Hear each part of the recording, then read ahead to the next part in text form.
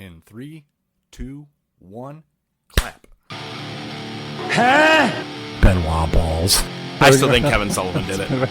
I'm Aubrey Edwards. I'm not a wrestler. Tony's quick sniffs of the week. No, just my dickhead friends causing concussions and shit. All right, never mind. There's barbecue sauce. So good, half the face don't work. With Hogan that close up on the fucking camera reminds me of my racist uncle. I know you ain't listening, but you know who you are, you fucking racist. Uncle Oh my God, for real, don't tell me that's his name. Oh, no way. I was kidding. I swear to God.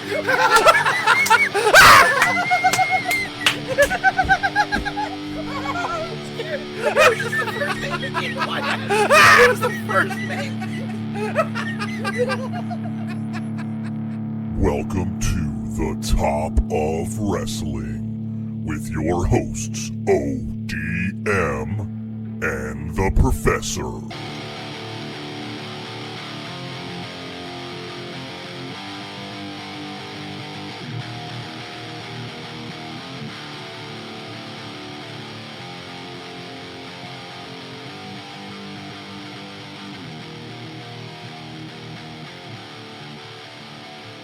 Good Wrestling Day!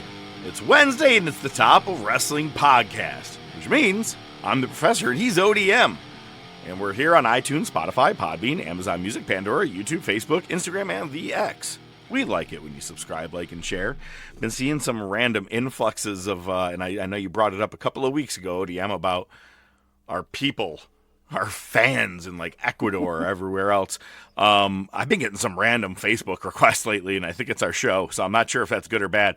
But that being said, it is a good wrestling day because we have a very long week and weekend of wrestling. It's a nonstop week, actually, if you really look at it, because from Monday with Raw, Tuesday NXT, Wednesday with, Dynamite, everything all the way through, and multiple shows and pay-per-views this weekend. So if you are in your mom's basement, you will be definitely sitting there all weekend. Now, this show, we're also going to be having results, bringing to the table Monday Night Wars with Judgment Day 2000. And it was a better show than I think I remembered it to be. But the ending, we'll get there. And the top topic, this was, I think, off air last week that we made some mega decisions on some topics coming up very soon, and ODM was like, no, we have to do this one. We have to address this one right away. And you're right. And you know what? It's time to grab them cakes because we're going to be talking about the wrestling album, 1985. My only regret is Stand Back was not on there. But I'm sure you're excited to talk about it, ODM. What's up? I can't wait because we've talked about it. I mean, obviously, this is an audio podcast, but the one time I actually brought up the copy that I have of that album we were talking about, who was on the cover and everything. Yep. And Grab Them Cakes is definitely one of my favorite. Always makes me think of EO Sky. Well, that's what I was like, yo, for as much as you have mentioned the cake was spilling over recently out of the bakery. Yeah, and so I was like, well, that just works out great. So, and I even put together a little bit of, we'll call it a little mini comp when we head into it, so you'll be able to hear all those tunes before we bash the living shit out of them. Before we get to us, I guess, you know what I mean, where we start fucking saying really bad things or whatever by accident. Best of luck to JR. Saw he had colon cancer, and so obviously, I'm not sure how long, if he's going to be out, what the plan is right now, but he's going to be dealing with that, and that sucks. Yeah, it's terrible. I gave you a nice little heads up earlier. My father-in-law unfortunately passed away from colon cancer. It's terrible to see somebody go through that. There's a guy at work. We'll try to bring some levity to this conversation with this guy at work that I know. Cool dude, like him. No issues with him. He, when I first started working in that department, and I met him, we had to go see him about access to something, that I needed. So my boss went down there with me, and I saw he had like this chair, like you see somebody in the hospital, they got like the chair for like the visitor, and you can recline it into a bed, kind of. You know what I mean? So if you're spending a lot of time in a hospital room, one of those chairs.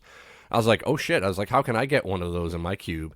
And my boss, keep in mind, I've known my boss maybe a week at this point, so we hadn't gotten to that point, where we were cool with each other. He's like, oh yeah, just get colon cancer. I'm like, well then.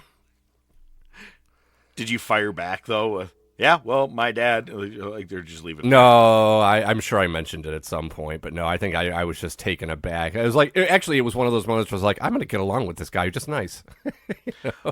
Well, it was funny because you're like I mentioned to you off air, and I go, whew, good to know. I wasn't necessarily going to start, making fun of it or anything, but I was like, wow, good to know. Didn't know that. Thanks, buddy. And I'm like, all these times, I'm like, your mother, she's alive and well, right?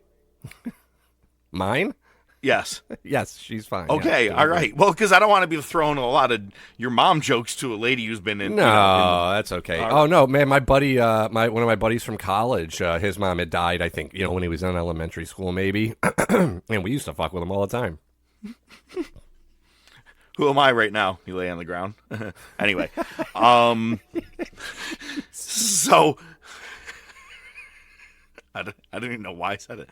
So the total opposite of colon cancer, I don't know if it really is, but two AEW guys, Darby Allin officially reached the top of Mount Everest, and did see he brought up the AEW sign. I'm like, well, fucking Darby. That's something Tony's going to get out of it. Literally flying the flag. You know what I mean? I know very little about hiking Mount Everest. I saw they all had like oxygen packs or tanks and stuff going. Yeah. Is it because of like the altitude once you get so high? Yeah, yeah, absolutely. Yeah. So do you know much about like people like going up Everest? Like so did you literally hear when I just said I don't know much about climbing Mount Everest? Well, you said Mount Everest in general. Do you know that like when you get towards the summit, there's just dead bodies? For real? So are you saying Darby walked by a bunch of bodies? Or at least like skeletons, shit, whatever? Yep. Because people die up there, and what are you going to do? You're going to drag that motherfucker back down to the bottom of the mountain? Or are you just going to fucking coffin drop him? That was a good one. That was a solid. I like that. Just coffin. Wow, that's good. I like that. I gotta switch gears. I gotta say something.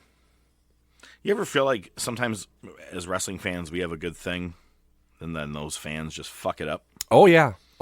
It's unfortunately it attracts the nemesis. Let me tell you something, brother. I play Magic the Gathering. We've joked about it. I get made fun of. That's fine. I'm fucking wearing my Magic the Gathering hoodie right now. Okay. Yeah. No, I'm a fucking nerd. All right. But I'm not. But I don't just like grope or try to kiss random women that I have an affinity for, because I have self-control and I'm not a loser and I can actually get laid on my own. So believe it or not, give or take. Minus that whole marriage thing. You know what I'm saying? Well, yeah, not counting that. Yeah, I'm in the slums, but even if I went to like a store and like, played like Magic with a bunch of strangers, most of them would probably be decent people. You'll get one that doesn't use deodorant, probably. You'll probably get one that lives in his mom's basement. It seems so much worse with wrestling. Yeah. Which is funny how often people bring up deodorant and wrestling fans. And I'm like, I always check. I'm like, I smell or whatever. I don't. If I do, I don't. You know what I mean? Like, I'm going to take care of it if I do. That, like, whatever if I don't. But it's funny that you can pinpoint them, especially at a show. I've sat next to several of them. And if you know what we're already alluding to, we're talking about the fan that tried to lean in and fucking kiss Soraya right on her goddamn lips. She has been very cool. She has admitted, and if you watched her video about this whole thing, she goes, I've been a hugger. I'm a hugger. She goes, I appreciate the fans.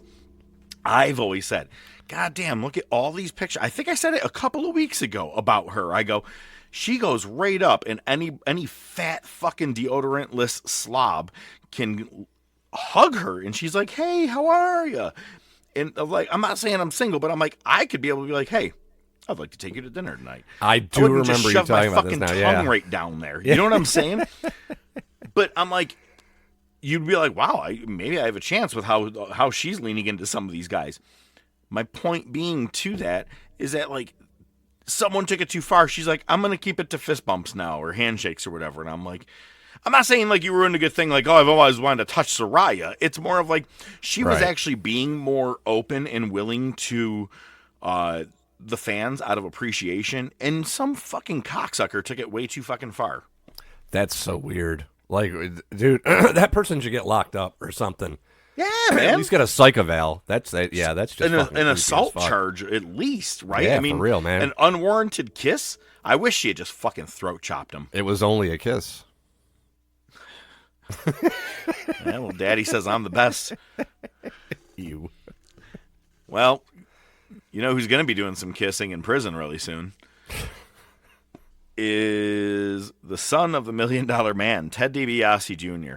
Look, I got to say this. When Evolution broke out, no, I'm sorry, not Evolution, Legacy. I thought Cody, I'm like, okay, man, he's cool. Like, son of Dusty, I get it. But I was like, man, the son of the $1 Million Man, he had a good look, everything. I'm like, this dude is going to be fucking huge. Right? Never would have thought that Cody would be the most over out of everybody in 2025, and Randy would be second. But Ted DiBiase Jr. is facing up to 45 years in jail for misusing $2 million worth of welfare funds. Probably wishes his name was Aaron Rodgers. Everybody's got a price for some welfare funds. This has been going on for a while, and $1 Million Man himself was also implicated in that too. So you Yep. might not be far behind, man. And I'm not going to go too deep into this, but I'm sure you've seen by now. How funny is it? They're last back, June- baby. They're back. Finally, the Hey, team that made me stop watching the sport. I'll give it to you, man. The New York Knicks, they're back, and they're in the it dropped tonight. Is game 1 against the Pacers, which I, for one, am actually planning on watching. And it's like WWE booked this shit because last June, I think it was just around NBA Finals or right after, is when they had a player from the Pacers and a player from the Knicks, and I don't give a fuck who was who. I don't remember their names. Yeah, I don't fucking know. Yeah. But either way, it's funny. Everybody's like, wow, did WWE book this shit? I hope this thing goes to a game 7 for the whole thing, and like someone know, has right? championships out there. Jesus. So Oh yeah, please. I've got one more thing I didn't write in here. It's just something that popped in my mind. Did you see the video of the indie event? I think it was in Mexico. Did you see footage of it from the fans? No. Okay. So it's I'm not it's sure fan what you're footage. alluding to. It's in the crowd. It's some Mexican indie event because it involved La Porca. Oh my God, yes. Is Big this where he overweight clocks? dude. Yeah. He fucking punches this fan dude. Because the fan fucking chops him. Like, ha ha ha ha, this is cool. And he fucking chops him back and then just punches him. I thought it was well, because it was like playful chop on the first one, then Laporca Right. gave him one, and then the kid gave him another one. He's like, well, all right, I'm going to knock him the fuck out now. And it was a hard left, and he clocked the shit out of him. Oh, yeah. Yeah. Side note to that, I was thinking, because I've seen so many weird botches on the indies, people like going to do something, the rope breaks, things like that. What Culture put up a thing of the top 10 best wrestling shoots. Cornette's in there, Paul London, Brian Kendrick, a bunch of Kevin Nash ones. But they bring up the Simon Gotch, Enzo Amore thing. Oh, yeah. And how even Enzo responded with his little one in like a hotel room. But oh my, it made me go back and rewatch it. It makes me fucking laugh when he's like, yeah, he broke his own ankle just countering a wrist lock. It's the best fucking thing ever. I got it. All right, here we go, man. It is TK's quick sniffs of the week. I don't even know which is funnier. Let's start with the one that I thought was the best. Mina Shirakawa, her debut on Dynamite. And this is supposed to be a big thing because she is the challenger to Toni Storm for the fucking championship this weekend. Toni had her come out to this weird, like, techno shitty music. And during her 2-segment match, everyone blew up on the internet like a motherfucker, being like, this is dog shit. Just like, what the fuck was that? The end of the match, because Tony is such a goddamn social media internet fucking mark for himself, he changed the music and admitted the next day, yeah, I saw the outrage on social media and changed it. Do you think Triple H even has his phone out in the middle of booking a show or in the middle of running one? What the fuck are you doing going online? He's a fucking mark, like you said. He's a mark. Oh my, it's horrible. Mm-hmm. Holy shit. And then the funniest one that it just gets better the more that the days go on, as I'm sure you've heard, AEW Collision. They had 30 minutes left, 2 matches to go, and they were just kicked off the air and replaced by Black Adam, the Rock movie, which the meme is coming back. The one like, and I told Triple H, this is what you're going to want to do, right? That whole thing. And it said, and I told TNT to cut it and put on my movie. That's great. What a big middle finger right to you. But like, no, WWE's better. Even though that film has nothing to do with WWE, it just happens that The Rock's in it, you know. But exactly. And it's a fucking, and here's the thing. That movie was dog shit. So. That's what's even worse. I'd rather finish It's even better. Your show sucks so much, we're going to put on something even shittier. People will be happy about it. But it wasn't, and up to this moment, it's still not fully on Max, if I'm not mistaken. As of us recording That's this. hilarious. They haven't even put the ending of it on Max. And Tony's like, it's an issue, and we're going to have to look into it. You think? I don't think you need to worry about your 650,000 viewers. So God. I think you're good there. Well, you know, it's funny. You know, I thought about something, and it's related to AEW slightly. That movie Queen of the Ring, Cornette's in it, right? You know, and it aired. They ran the commercial on. During the AEW shows, right? And they did run it during the WWE shows a little bit too. Yep. But apparently, like, there's this lawsuit that's coming out because somebody involved with WWE was trying to block that trailer from being run on their TV. Interesting. Yeah, there's like this whole thread, and apparently Cornette talked about it because he was in the movie, so he's got some insight. So, yeah, something to look at. Should be interesting. Still need to see the movie too. Yeah. I'm not really sure I'm going to run to see it. Yeah, I know. I just want to see Cornette. That's fair. Look, this is a softball, okay? I'm sorry. I'm not trying to mock, especially if any of you who are listening to this show. What are you talking about? Oh, Jesus fucking Christ. Ladies and gentlemen, Miles Bourne. I'm not trying to mock it, all right? I'm just saying. Good for him. He can wrestle and hear enough and do some promos. Fine, I get it. They made him cut a promo, and he's like, and I'm partially deaf. And I'm not mocking it. Oh, fuck, we're going to get off to something for that. They're not listening to us. They can't hear us.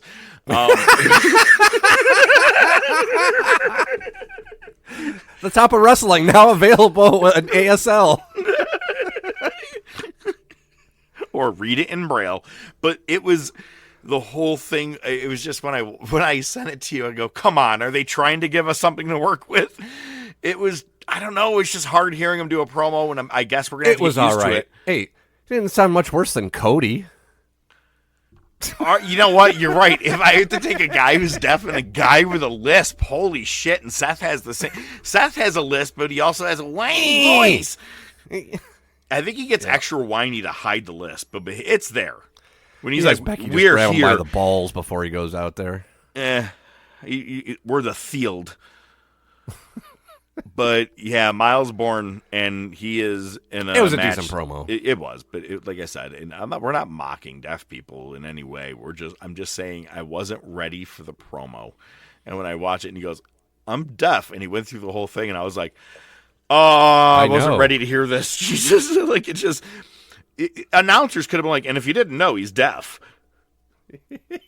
Or at least have like a manager that's like, here, do this move, like with their hands.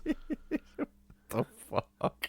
Remember Art Anderson used to have the move sheet for Cody. Don't answer me when I speak to you. I'm gonna put my foot in your ass. Oh dear God! And you know what? Us making fun of this, Anyway. not necessarily making fun of it. We are. It's not as bad as Dynamite. So Jon Moxley bled in a steel cage match against Samoa Joe, wins the match, but it's leading to at Double or Nothing. I'm assuming it wasn't technically fully announced. I assume it's going to be this coming week. Anarchy in the arena with Death Riders, including Marina Shafir, against what would be, I think, like Kenny Omega, Swerve Strickland, a couple other people, and Willow Bertha Faye. But I did hear there's a possibility of Eddie Kingston maybe one to return for this. And would kind of work storyline-wise, because Gabe Kidd, of all fucking people who shit on AEW so much, I thought it must have been a work, obviously, showed up in AEW and helped Moxley win that cage match. So Gabe Kidd from Bullet Club. And he's got beef with Omega because Omega won that match, but also Gabe Kidd is the one that was in the match with Eddie Kingston when Kingston broke his leg. So there could be some, everybody said like Kingston's looking to be ready to come back. So it could be a possibility. Ricochet beat a one-legged man, Zach Gowen, as we knew it was going to happen. It was everything I knew it was going to be, but I'm not going to lie. The fact when Ricochet went to do the figure four, got one leg wrapped, and then grabbed nothing. I hate to admit it, but yeah, I popped a little for Still that better than any Hulk Hogan figure four leg lock. Oh, God. And the guy only had one leg. Nigel McGuinness is having his fourth match in the last year or so. And he's going to be tag teaming this Sunday with Daniel Garcia against FTR, who are now managed by Stokely Hathaway.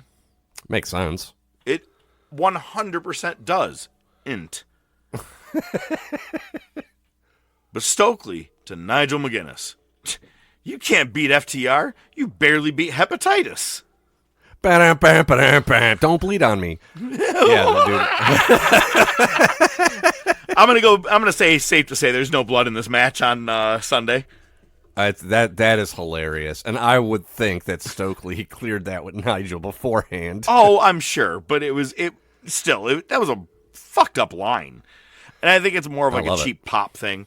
And sure, MJF is officially in the Hurt Syndicate, by the way. Oh, Lashley finally gave him the thumbs up, huh? On Friday, did you see that Tiffany Stratton crushed Nia Jax's face with the kick? With the chairs. It was awesome. Oh. It's about time she got a fucking receipt. Well, I mean, Stratton's not the receipt. Well, I don't know, man. When she fell on her from the there's the corner that too. Spot, that looked pretty fucking rough. Yeah. How the fuck did she get up? Yeah, maybe it was a little bit of a receipt, but yeah, she got busted hard quick. I mean, like within 1 second of her getting back in the frame, she was already busted. Yep.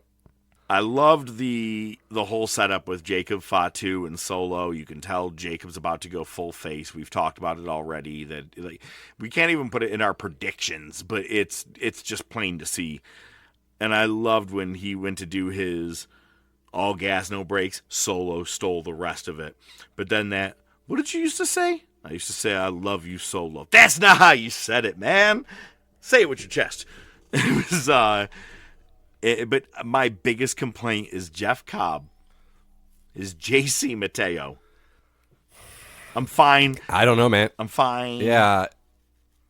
You thought with Vince gone, shit like this wouldn't happen again. At least there's something to it. The JC is obviously Jeff Cobb, and I don't know if Mateo's his real last name or if it's just it doesn't, I mean, does it sound Samoan? Does he look Samoan?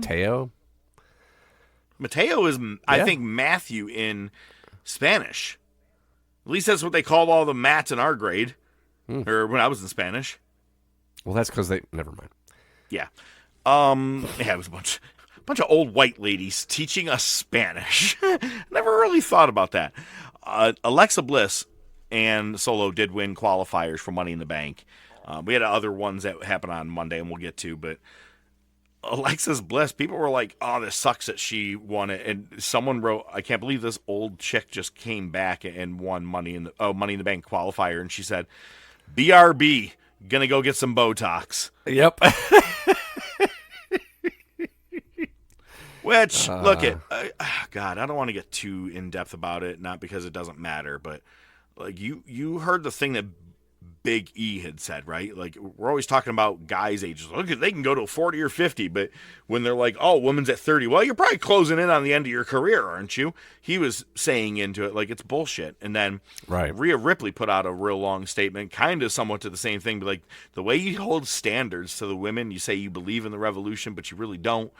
I get it. Even though we do breeze over a lot of women's shit, but it's, There's a double standard. And listen, there are more women. There is a bigger women's roster now in WWE than there ever has been. Right? It's obviously and that's great. The problem is that there's just not as many good female wrestlers proportionally. Right? You say like maybe 70% of the men's roster are fucking top tier wrestlers that you'd be happy to watch them work a match. The women's, it's probably a little bit lower. You've only got like a handful of like good wrestlers. We've said it before. Sometimes it's like wrestling underwater. That's just a fucking, we're not shitting on women's wrestling. That's just an observation that we see with the tons of wrestling that we watch, right? That's just the way it is. And we certainly give our props to the women that fucking excel at what they do because they are that fucking good. And what sucks is that Raw the other night, I was looking forward to watching a couple of matches. One was having Baylor and McDonough versus Penta and Styles. Penta and AJ. Yeah, I was like, that seems like it's going to be a good one to watch. And it was a solid match. And then the one triple threat, I said, oh man, a returning Kairi Sane and Rhea Ripley. Like Zoe Stark, okay, well, whatever. Bro. Her leg. I'm 99% sure it doesn't bend like that. No. Here's the fucked up thing I didn't find out till afterwards. I think during that match me and Weezy were playing darts, or maybe we stepped outside for a second. But I remember seeing the end of the match and being like, where the fuck is Zoe Stark? Because Rhea hit the riptide. I'm like, is Stark going to run in here? Because I didn't catch the injury. Right. I saw it or the next morning on social media. So, yeah, that sucks, man, because the fucking rest of her faction just got released. And I will say props to Rhea and Sane because they had to make it a one-on-one match completely. Maybe they only did the moves they were supposed to do with each other. Maybe they made some shit up on the fly, but they turned a triple threat into a one-on-one match on the fly. They had no fucking choice. Yeah. Quick sidetrack, because you don't have it in the notes here. Becky was in a triple threat for a qualifying match, and Lyra Valkyra interfered. Cornette calls her lyric valedictorian. That's what he calls her. Dude, she is the drizzling shits. I do not Valkyra? like Lyra. She's fucking terrible. They were brawling around the ring, and they didn't know where they were supposed to be. Like, Becky would go to do something, Lyra wasn't there, or Lyra did something, and Becky was somewhere else. I would put that a little more on Becky, to be honest with you. I think Becky is that sure. Fucking Well, I've never cared for her either. I never thought she was a very good wrestler either, so. Best thing she ever did was get a broken nose by Nia Jax. Legit, end her career. For real. Yeah. I did like Gunther's promo to Logan Paul. Gunther's going to be over as shit. Like, you could tell he's about to go face. Jey Uso comes from behind, super kicks Paul, 4 letters, 1 word, yeet. I love that even the crowd does the now. Like, that's how over he is. I may not like that he's, on the TV so much dancing and jumping around the crowd, but he's over. I got to give it to him. But is Dom going to be dirty enough to go for the trifecta? So, did they have an interaction that I missed yes. on Raw? Oh, okay. So he's had Rhea. Oh, he's had Liv. And Roxanne Perez brought in what looked to be like kind of like what you would put clothes in at like a department store, like for a Christmas gift, like those white things. It opens it up and it was a box full of chicken nuggets. So you gotta wonder. Dirty Dom is dirty. All right, Good for Dirty Dom. Good for Dom. Go get it. He's having after quite the couple years here. I'm So sure his this wife loves weekend, what's that? I'm sure his wife loves it. That's a girlfriend. Probably won't be soon. So this weekend, we have 3 major shows that are going to be happening. Well, one major show and 2 shitty ones. Not really. I don't know. Actually, I know what will be and won't be because we're going to go through the matches right now. Let's talk about them in a row. Friday night, obviously, you got SmackDown, but we have Saturday night's main event. It is WWE Champion John Cena versus R-Truth, but it is not for the title. It has not been said to be for the title. Unless they pull something on Friday night on SmackDown, right now it's just a one-on-one match. That happening tells me Truth could get a win and could maybe extend something here. Yeah. I think that'd be pretty cool. Jey Uso is defending against Logan Paul. Winner is facing Gunther in 3 weeks in Arizona. Phoenix. Yep. So, do they transition Logan Paul as a paper champion, or Uso retains and has his 17th Gunther match? 17th Gunther match. God damn it. Steel cage match. Damian Priest versus Drew McIntyre. This is the feud that it's like in the 80s when they would just keep having the same guys wrestle all the time on every Saturday night's main event, it feels like. Hulk Hogan versus Bad News Brown. Right, or Honky Tonk. Yeah. I don't know. Let's see. Drew got the win at WrestleMania, and This might be Backlash? This might be the last gasp for Damian Priest, I feel like, because it's not that he's bad. It's not that I don't care for his gimmick. I just don't care about him. Yeah. You know what I mean? But if he loses, I'd he say really it. got crushed in this entire feud. Yeah. So I feel like you got to give him a win back. Maybe someone interferes that turns Drew's attention, that gives him to something next. Maybe. Yeah. Feed him some. Yeah. Start the next thing. And I assume this one, I don't even know what's going to main event, to be honest with you. Obviously not the cage match, but between Uso, Paul, Cena, Truth, and the tag match, I'm not sure what will really actually headline this Saturday night, but it's Rollins and Breakker versus Punk and Zayn. Still think Zayn's the one that's turning on Punk in this match somehow. It would make sense. I think we talked about it a couple of weeks ago that Zayn being the one to join Rollins and Breakker would make sense. Yep. But maybe not, because the whole thing is that Rollins is going for the title. The plan is for Rollins to get the title. Well, I'm guessing Braun's going to want the title at some point, and Zayn's whole thing is, I want my title, right? So I don't know. It's this is one of those ones where ultimately I think the heels are going to win that match, but what happens outside of that, I'm ready to just watch and see. I hope it's not just a very simple Heyman gets involved. I really do want like a big turn or something, but that's just, me being wishful thinking. I'm the king of that. What if? NXT Battleground. That's on Sunday, going head to head with AEW Double or Nothing.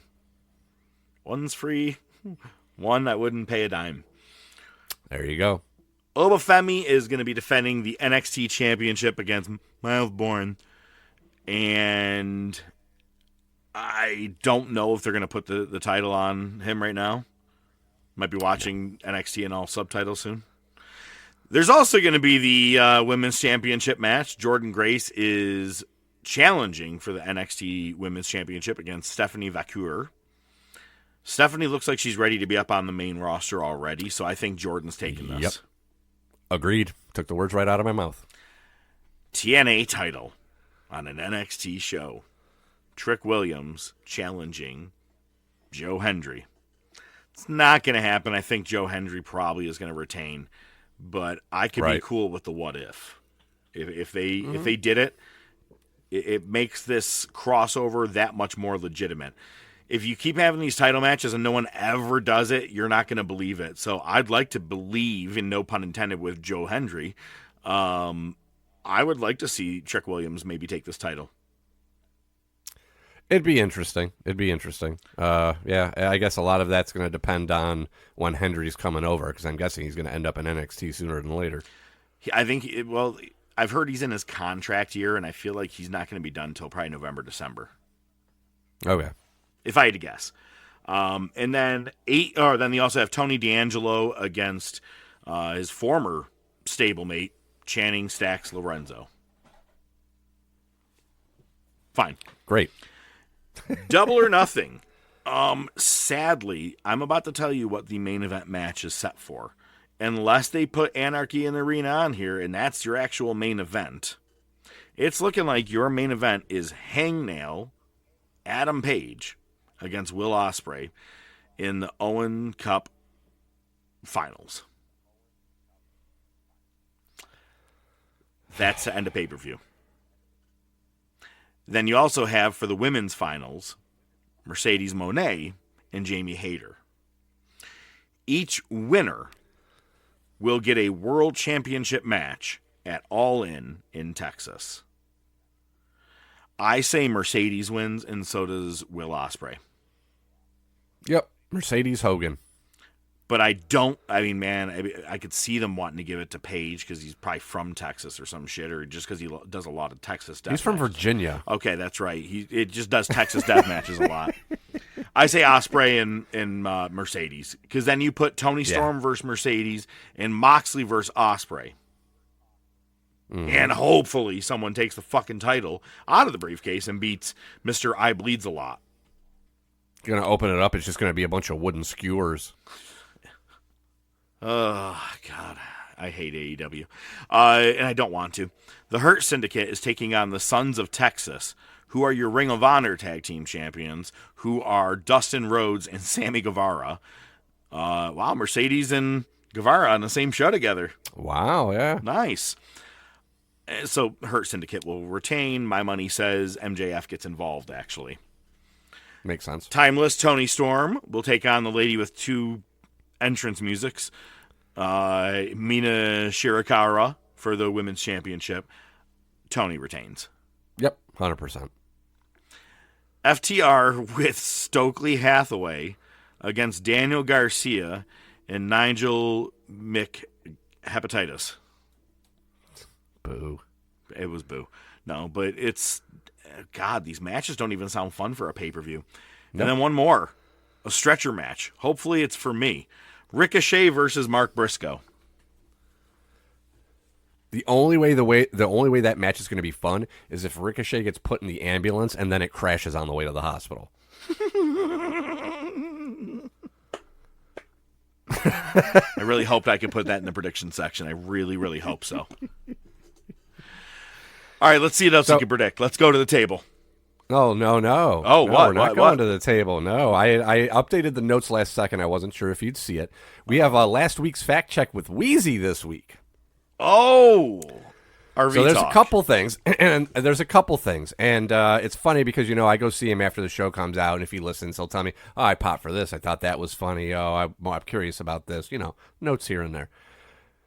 And he brought up a couple things, both of which I heard. One of which I corrected you on the air, and you blew right past it. It was fucking hilarious. Which one? You're talking about your RV story, right? And I brought up the starter thing, and you're like, "Oh, I'll explain," and you explained, right? And you're like, "Yeah, you ever seen those signs for low grade?" I'm like, "Low grade? What? That's like the angle of the hill." Oh, low gear. That's what he means. He means low gear. Yeah, it was like the scene in Goodfellas where they're at the table. And he's like, "It's the paw, the hoof, the hoof." Because you're like, yeah, the sign says use low grade, use low angled hill. No. Hang on. There's actually two different ones, and since both you motherfuckers have never left your fucking your home state, it'll say I've been in Toronto. Use low gear. Trucks low gear. Downgrade. Okay. But I'm saying it was telling you to downgrade. I kind of just put them both together. Okay. Still Who funny. gives a fuck? You goddamn then fact checker about what I do for a living? Okay, go ahead. What else you got? Easy. The other one was, so I'm looking at my shells. I didn't know if I was going to use the birdshot, which are like, and I'm like, yeah, pellet, they're pellets. Yeah, it's birdshot. And then the slug, which is like a buckshot. And I'm like, a slug. A slug. Buckshot's, it's birdshot, buckshot, slug. Right? So because you said the slug is like buckshot. I'm like, no, buckshot's buckshot. A slug's a slug. Swear to God, I thought a slug was a buckshot and a buckshot was a slug. All right, I'll give you that. All right, that one I was wrong. All right. I'm going to give that an 8. Yo, it doesn't matter. Luckily, I didn't have anything happen because I probably would have shot it and been like, fuck, I didn't take the safety off, and then just throw it at him and run through my wooden sliding door and hope he couldn't make it in after he opened the fucking door. It was the best, too, because he goes, I didn't know if I use the slug, I'm going to blow the windshield out. I'm like, no matter what you use, you're blowing the windshield out. Maybe not with the bird. Maybe not with the bird shot, yeah. I got okay. It. But probably still. Whatever, dude. Anything else Whatever, you man. want to tell me I did wrong last week? I don't come to where you make burgers and tell you how to flip burgers. It's got to be your bowl. Now can we go to the table? Now let's go. Okay, thanks.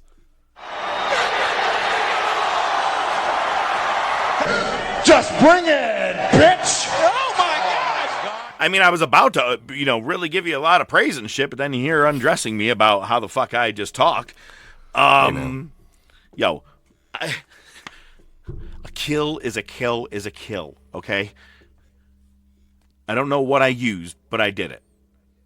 Howard Stern, Private Parts? Anyway. Nah. That's it with the buckshot, the bird, and all that. I just don't know. A kill is a kill is a kill. But I was actually Wasn't that a gonna tag give team you in AEW? the Killer Bees. The buckshot, the bird, and the kill? I actually was giving you a quick thank you because, first, thank you to my company because you're sponsoring this exact episode for me, at least, by paying me on the clock. But I want to say thank you for moving it up nice and early because I messaged you a day early. I go, bro, call me husband of the year. My wife's birthday is tomorrow. Can we please shift to recording much earlier than we normally do? Because if not, I'm going to miss the birthday dinner and all that stuff. So thank you, man. Very much appreciate it. But one more thing about me mentioning my company. I have likely not actually said the place I work here, like the actual name. Maybe if you go back to one of the episodes, like the one when you came in town when I was working that Jazz Fest thing, maybe we said it. But I'm not going to say it for this exact part, but I have to say this is the funniest fucking thing. Every Monday morning at 8:30 Eastern, our boss likes to do a Monday morning meeting where he just talks nonsensical bullshit for fucking 30 straight minutes. Oh, great. And thinks he's motivating you. He thinks he's Jordan Belfort of fucking Wolf of Wall Street. You know what I mean? And normally he'll either be in the office or he's in his office in his fucking house in Florida. But for the first time, the other day, he was in... Actually, I'm going to quickly send you this picture while I'm talking and telling you this. He was in his bedroom, and he goes, hey, everybody, I'm here. And he goes, in my bedroom, much like how you guys kind of are at times. And my one buddy texts me. He goes, yeah, my bedroom is the exact circumference of yours. Because like a cocksucker, it's a major, huge bedroom. Jesus Christ. Right. But will you please look and tell me... the size of my first floor. But will you look at it and please tell me what is on his nightstand?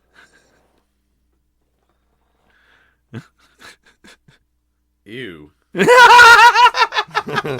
It appears to be a box of tissue with a big jug of lotion right next to it. It's a jerk-off station. I immediately screenshotted it and sent it to my other buddy, and I go, bro, please tell me it's not a jerk-off station right there. Bro, he's got the jerk-off station and like a mini chandelier in his fucking bedroom. Jesus Christ. Oh, it fucking killed me. Oh, God. It's a shame I can't put that as our logo this week. Yeah, no, you might want to pass on that one. That'd be a good way to get fired. I've been looking. All right, man. Yeah, what do you got this week? All right, well, this is a quick one. It's a question I thought of the other day. There's these two musicians who are around the same time and are looked at in the same eye as people as far as what they contributed to the music scene. And I know you're familiar with both of them, so I'm just really interested to see which one you're going to pick. Okay. I asked Miss ODM. She agreed with me. She picked mine. So like I said, I'm curious. All right, so Joan Jett or Pat Benatar?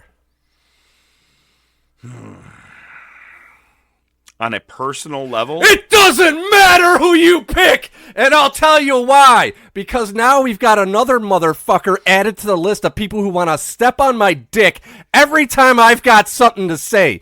Because that's what fucking Whiskey Man did to me at fucking Dirt Night, when we're having a fucking conversation talking about a show, and it's actually a decent conversation where we're going back and forth, and then I try to say something, and this motherfucker keeps cutting me off and did the fucking rock thing. So this fucking Bring It to the Table is brought to you by cocksuckers who always interrupt. Hashtag is a sponsor. I feel like I'm kind of Okay. Hey, sorry to interrupt you, but I'm going to keep talking over you. Fucking assholes. I feel like I'm finished. I feel like I'm kind of lumped into that though, because I kind of cut you off on this show. Oh, yeah, you're definitely on the list. You think? Yeah. But Okay, I'm finished. Pat Benatar. Agreed. Okay, all right. Wow. Well, I'm gonna go fucking change my shorts. Let's go to the wars. Monday Night Wars!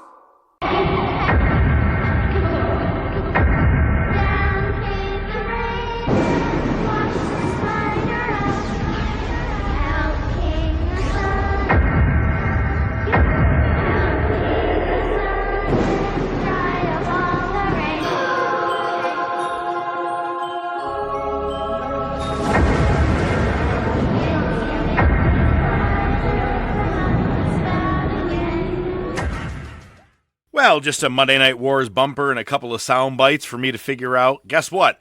I have a bird shot, I have a buckshot, and I have a slug. They were all in the same area. I don't know what I chose that night, man. I don't know. I was probably just going to throw the bullet at him. Slug. Woo-hoo. You should have grabbed the one with the Benadryl capsules in it. That was for me. In case he took over and I need to play dead. But we are talking about the Monday Night Wars, and it is Judgment Day 2000. One of the very, very, very few that I ever remember, and I'm going to say this may be the only one that I remember, that after it aired, and you heard about how it ended, especially with and I'll just, anyway. That boy, he was like, I convinced my dad to get it for us for the replay. Do you want to come over Tuesday night and watch it? And I was like, yeah, all right. And they were always like, the encore presentation for blah, blah, blah. I'm like, who the fuck buys the encore presentation? You already know the results, but you're like, shit, it's an Iron Man match. And the ending of it, it's funny because you bought it and you're like, woohoo. Can't wait to see that ending. And then when you saw the ending, you're like, what the fuck? Are you so...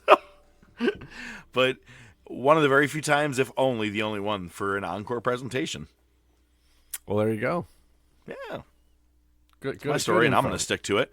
But this is Judgment Day, and it is on today's date. It is May 21st, 2000. So take it away.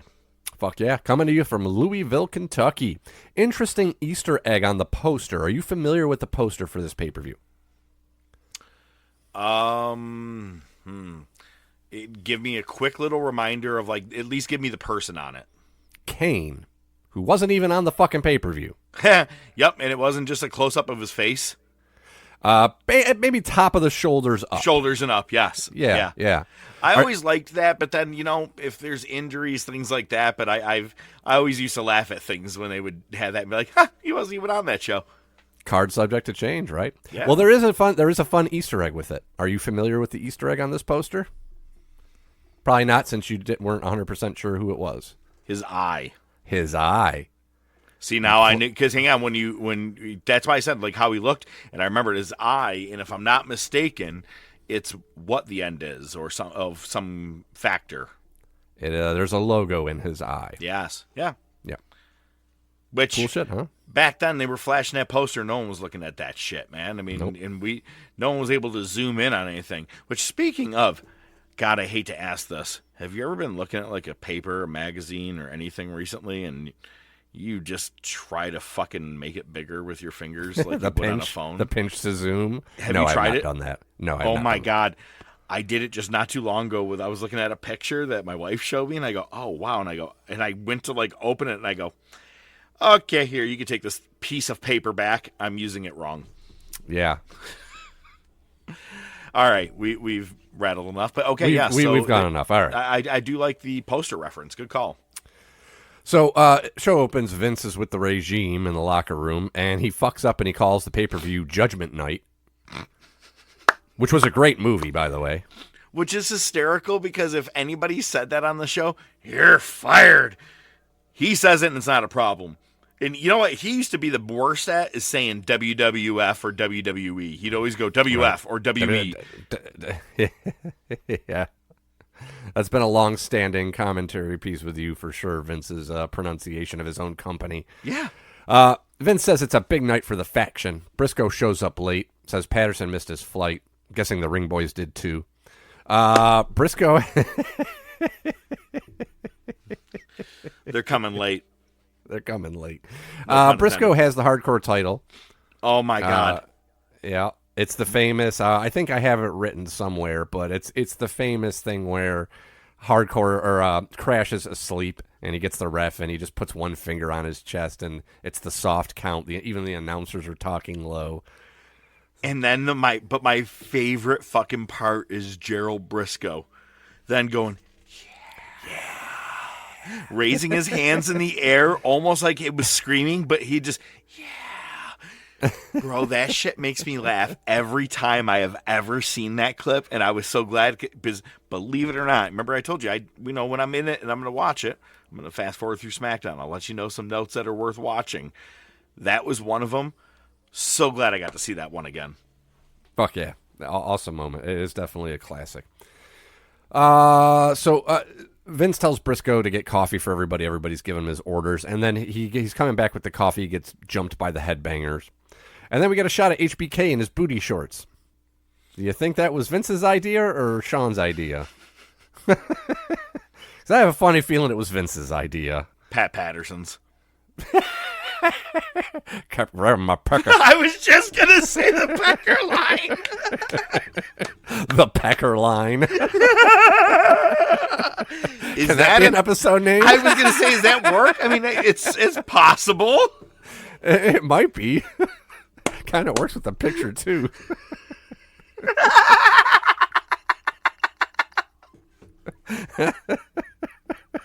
Jesus Christ. And we're off the rails already. Well, it's funny because up next is Kurt Angle and Edge and Christian versus Too Cool and Rikishi. Angle starts talking about being hounded by teenage girls because he's all that. And Edge and Christian have props for their 5-second pose with Angle. And they basically form a jug band, complete with, like, fake hillbilly teeth that Edge wears. And if you look at our logo, you'll see it clear as day. It is fucking brilliant. Because they're in Louisville, Kentucky, right? So when you go back and watch some of the funny moments of Edge and Christian, this part comes up too. Oh, yeah. It's fucking great. Stinky face to Kurt Angle. Rikishi gets the pin. Angle barely misses the breakup. And dance party. Michael Cole's with HBK. Asks him who is he going to favor. He was seen talking with The Rock and Stephanie on Heat. And Cole brings up that there's rumors that Shawn Michaels is jealous of The Rock. Earlier on Heat, Eddie and Chyna arrive in a lowrider. They get confronted by Malenko and Chyna. They say, Chyna, stay out of it. So next you get Eddie versus Saturn versus Malenko for the European title. Chyna ends up hitting Malenko with the roses. It was loaded with a lead pipe. Eddie retains. And JR says, Mama Sita has done it again. Bet you Jared liked saying that line. He's like, And I got this weird tingling in my butt for some reason. see now. we get a recap. Wait. We discussed this. You can say it, I can't. There's reasons behind that. I not behind that, but anyway. Get it? But I do have to throw one thing out there. Did you ever buy 2K25? No. Okay. In my universe mode, for the Intercontinental Championship right now, it just naturally set up that Dirty Dom and Eddie Guerrero are feuding with each other. And I go, oh my God, thank you so much. I'm like, life is just coming full circle here. Wow, they fucking nailed it. No, it wasn't that it happened on the thing. It was just in the universe mode. It naturally, they end up facing each other. I was like, yeah, baby. But, dude, Eddie and China, this was my shit I remembered in 2000. I love this stuff. Mm-hmm. Yeah, Eddie's definitely gone way over the top, but it fucking works. We see Briscoe skulking about. He's getting pissed off by the pressure of being the hardcore champion. He gets scared by his own reflection in a mirror, then punches the mirror. Next, you get Show versus Shane in a no DQ falls count anywhere match. Shane has he's already been doing this. He continues to do it where he wears his opponent's shirts and then he modifies it to make fun of them. Mm-hmm. This one, the back, he's wearing Big Show's shirt, but on the back it says, "Which way did he go?" Which way did he go? Which way did he go? Boss Man interferes. Show's able to fight him off. Then TNA come out with chair. Show holds them off. Trish low blows Show, who no-sells it. Show grabs Trish by the throat and choke slams her over the top rope into TNA. And then this match ends up being 3-on-1, then 4-on-1 when Bull Buchanan comes out. Shane pushes a speaker cabinet onto Show's leg, sparks are flying everywhere, and then smashes a center block over Big Show's heat, and Shane wins. The best part of the match is when we see Big Show being helped to the ambulance, and he's crying the entire time. He is Big Show crying. My leg was so big and beefy, and now the thing fell on it. By the way, did I ever tell you about Hulk Hogan's Imagine? I want to go back and just rewatch that one more time. Of all the things that we've done in the wars that I would be willing to go back and rewatch, that's a moment. That shit had both of us just dying. The big, beefy mansion. How's that Hogan's Mansion? So big. So many rooms. Wait, a fan got in the middle of it. Other people joined in. All this shit trying to fight in. And he just grabbed the mic and goes, anyway, the rooms. Oh, my God. That's fucking great. We go back to Briscoe. He wants to hang out with the refs, and he starts falling asleep, and the refs start creeping in, and Briscoe gets pissed off and bounces. We see Shawn Michaels with Triple H. Triple H is kissing Shawn's ass. It says, "You're not going to wear those shorts, are you? Looks like you're smuggling bananas." Next, you get Jericho versus Benoit's submission match for the IC title. Some matches you just watch. And I know I just complained about seeing this match a bunch already, but whatever. I don't care. This is a pay-per-view match. In a submission match? Dude, growing up, I didn't really understand. You had your towel for this one, didn't you? No. Hang on, wait.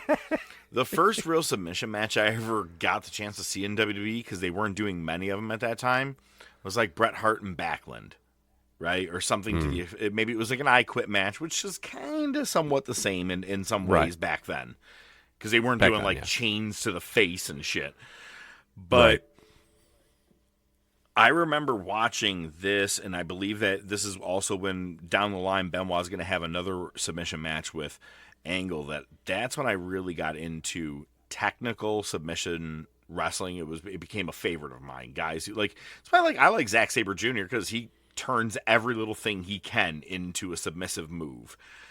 And so this match, it was to me not like a masterpiece, but like you said, something you just sit back and watch. Great match. Absolutely. They show Val Venus watching from the back. He's going to face the winner on Raw. That just degraded the match. I know it did. But you know what was good? It was the psychology in this match. We talk about storytelling in wrestling. This was it because each man was... And it's not like we've never seen this before, but each person was working multiple body parts based on the submission holds that they planned on using. Yes. It was really well done. They really did a great job with that. We see Hardcore Holly. He's watching as well from the back. This actually was pretty short, especially for a pay-per-view match. But Benoit wins with the crippler. Jericho passes out. Keeps him strong. Yeah, absolutely. Michael Cole's with Briscoe. We see two guys carrying drink trays. They see Briscoe. They start whispering each other. They put the trays down. They call a ref over. They're in the background. Briscoe catches wind, and he takes the vendors out. The spot of the fucking night. The one guy's still carrying the drink tray. You know, like the drink trays that you get in like an arena where there's a strap that goes around your back, and then you've got the flat thing, right? Briscoe fucking kicks this drink tray right in the dude's face. It was fucking beautiful. It was beautiful. Oh, I mean, because they are the pros, and I don't know how old they were at this time, 56-ish, but right now those guys, 56-ish, are still wrestling these days. But that was a brilliant move. He played it very well. That was awesome. Yeah, it was fantastic. Rock's with HBK. They just talk about, call it down the middle. Short shorts. Next, you got short shorts, smuggling bananas. Road Dogg and X-Pac versus the Dudleys in a tables match. As usual, both members of the other team have to be put through tables to win. It allows for more spots.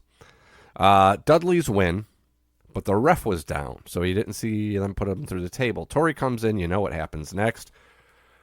Tori's gonna get some serious wood tonight.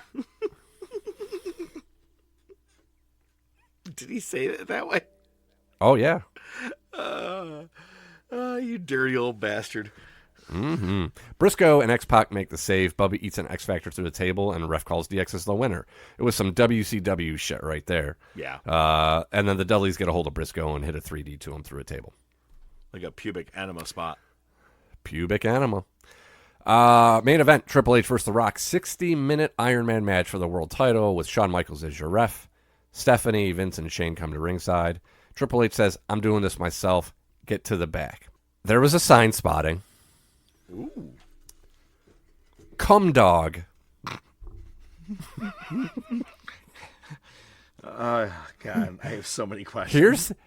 Here's the best part. The guy was you know how people back then used to walk across the hard cam? Yeah. They would walk in front of it. They Just would to get carry your the sign sign on across so camera. you could spot it, right? Commentary must have seen it because as soon as the guy got like halfway through the shot, Lawler chuckles. And They watch the him and monitors. JR They see what we see. Yes, exactly. And they both stopped talking. They both had to pause. It was fucking great because you just hear Lawler go, huh. So that's out of the running, though, right? For our episode name. I don't think Cum Dog's going to fly. Dog. Yo. Oh, shit. Good for that person. Yeah. What would be the smartest thing to do is if you knew you got it on camera right there, you fucking drop it in the nearest garbage can. Just walk on by and just keep going. You can hang there. Why? They will throw your ass out. Yeah. But that's fucking great. Cum Dog. Good one. Good for that one. Oh, God, I God. can't wait to go back and listen to every one of the signs that we've had since the beginning of 1996 or 95, really. I think we've got like 4 pages worth. Oh, that's going to be an episode itself, like or a top topic. Yeah, for real. That's going to be great. We'll have to do a tournament, signs tournament. Yes! It's done. It's done. All right. Rock gets the first fall. Rock bottom. There's 49 minutes, 10 seconds left. Then Triple H gets a pedigree. That's tied 1-1 with 34:30 left. He gets a quick second fall about a minute later. So it's 2-1 Triple H. With 27:30 left, he hits Triple H hits a pile driver for the third fall. It's 3-1 Triple H. Triple H puts his legs up on the rope during a sleeper hold. HBK, they do the spot. HBK kicks the legs off. They face off. Rock hits a DDT for the second fall with 19:20 left. It's 3-2 Triple H. Triple H uses the chair. HBK calls a DQ. It's tied 3-3 with 16 minutes left. And then Triple H immediately gets a pin, like 20 seconds later with his feet on the rope. So it's 5-3. Triple H gets a sleeper on. Triple H won't let go. HBK grabs him by the hair. They have a shoving match. The Rock comes back. Triple H went over the top, landed on the cameraman. That was a fun shot. Rock hits a pedigree on the announce table. The table doesn't break, and Triple H gets counted out. Even though earlier when they were brawling up the ramp in the crowd, HBK's like, no, I'm not going to count him out for this. I'm not going to count him out for this. Yeah. Which I guess makes sense because it's both of them brawling, so whatever. Yep. So it's 5-4 with 3 minutes and 51 seconds left. Triple H has the lead. This is where things fucking take a turn. Vince and the family head to the ring. Shane and Vince both take bumps from the apron. People's elbow. Rock ties it at 5 with 2 minutes left. Shane immediately pulls Shawn Michaels out after the pin. HBK clocks him, then Vince. Road Dogg and X-Pac come in, and then you can hear a motorcycle revving up. And you get a vignette. It's a Judgment. Yep, it's a Judgment Day style vignette. Everything is still going on the ring. So, like, you don't know, like, what to pay attention to. The action in the ring or the vignette to see who's coming out. And they say, the three girls, the creepy girls say, we're back from the dead. And then the American Badass comes to the ring. Now, he's not called that yet. He's still Taker. And he actually still did the eye roll thing a couple times. But other than that, he's got a bandana, sunglasses, the duster, because he was fat as fuck around that time. And he takes out the regime. There is 30 seconds left in the match, and Taker is cleaning house. Can I wait? Stop. I only want to cut you off, not because we fucking talked about this earlier and I feel like a piece of shit, but I have to mention, to me, they should not have been doing any moves in the ring. There was a lot going on while that video was playing. To me, they had to bum rush things. If you watch it back, they were rushing shit as best as they could before Taker made their way out. They're like, fuck, we haven't done this, this, or this. And they threw 3 spots together, including Shane, Vince, Triple H, Rock, all that shit. They should have just fucking called it off because it looked ugly. It looked bad. And this is why I said to you, this is like the fucking worst ending. I'm like, when you're watching it, you're like, Jesus Christ. It's like an AEW pay-per-view ending. Like, it looked like shit. Well, I've got some thoughts on that. And then now I want you to finish because the fucking icing on the cake. Go ahead, please. Mm-hmm. So there's 30 seconds left. Taker's cleaning house. Taker was going to chokeslam Stephanie, but Triple H makes the save. Hits a chokeslam to Triple H instead, then tombstones him. And we hear the bell ring. HBK calls for the bell because Triple H gets a fall via DQ. Because Taker was interfering on The Rock's behalf. Vince tells Fink to announce it. Taker's like, what did I do? Taker has this look like, fuck. I fucked that up. Yeah, you did. You did. This was, you said AEW. To me, the note that I wrote, this is some WCW shit right here. Well, obviously, comparatively, it's like, it already, like, the clock happened here, and then you see the tombstone, then he calls for the bell. I'm like, bro, the match is over. The timing was horrible. So that's what I'm saying. And you know what? We're always like, haha, Luger Liz, where's the pills? This is fucking pilled up Shawn Michaels at this time. He fucked this up. He should have been looking over at what the time was instead of what the move was. Even just having Undertaker choking Triple H, you could have called for the DQ right there. You'd have to wait for the full-blown thing. Like, it was annoying as shit. So many bad things that could have gone wrong in 2 straight minutes to end one Iron Man match. And people shit on Shawn and Brett. They're like, it's all right. It's kind of boring. Yeah, it's a technical match that ended in no falls at all. But this is what you get when you have multiple falls and multiple cooks in the kitchen. Sucked. Yeah. You're not wrong. Tell me how you really feel. I just did, man. Wasted a Tuesday night at that boy's house to watch this shit. Yeah, and you're wasting a Tuesday late Talking afternoon on this fucking podcast. After these messages, we'll be right back. Have you or a loved one been experiencing symptoms such as coughing, wheezing, or shortness of breath? I'm sorry. I'm so sorry. I hope you get better. I'm sorry. Hashtag not a sponsor. We get Raw the next day in Indianapolis. That'd be May 22nd, 2000. Vince comes to the ring, big smile on his face. Another sign sighting. I want the Rock's bottom. It was Patterson.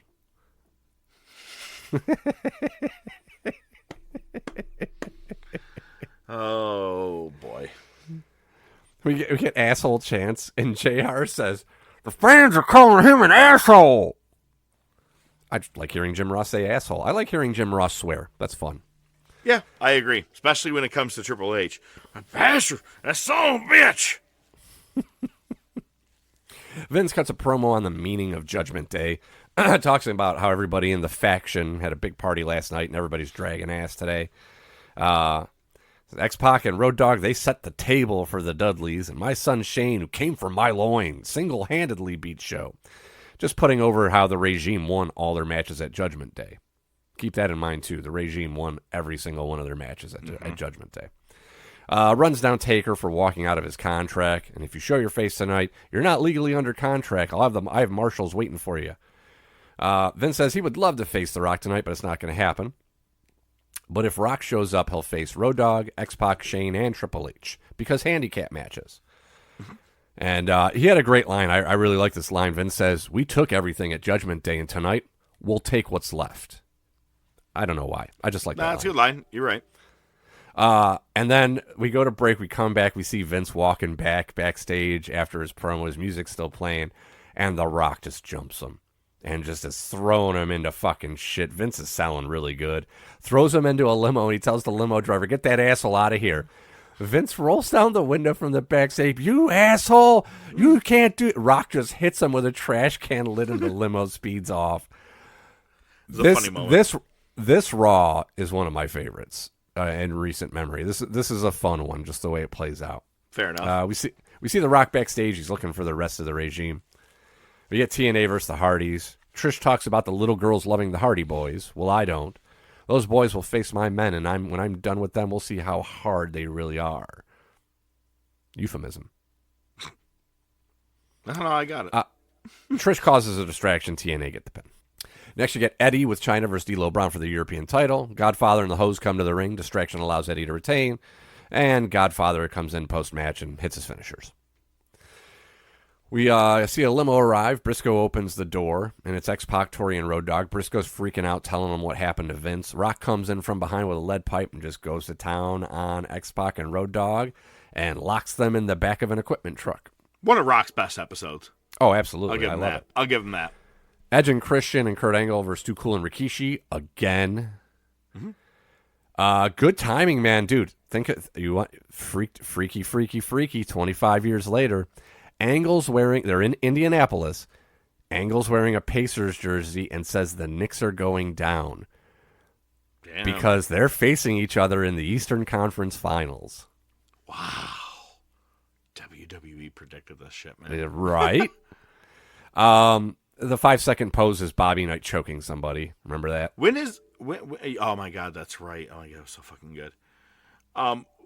When was the last time the Knicks actually won a championship? 1973. Okay, so it could kind of be cool to watch. Fuck yeah, dude. Yeah, they fucking could never make the finals, and then the Bulls fucking Jordan retired, so the Knicks made it to the finals, and they lost to the Heat in Olajuwon. And that was it. No, that would have been the Rockets if it was Olajuwon. Yeah. You said Heat. Did I? Yes, it was the Rockets. My bad. Yes, it was the Rockets. Anyway, Angle gets the pin on an inside cradle. Another limo arrives. It's Shane. Briscoe's trying to warn him, and Shane's all hyped up. Probably just took some kratom. And he just walks off. They're calling Shane Simba now.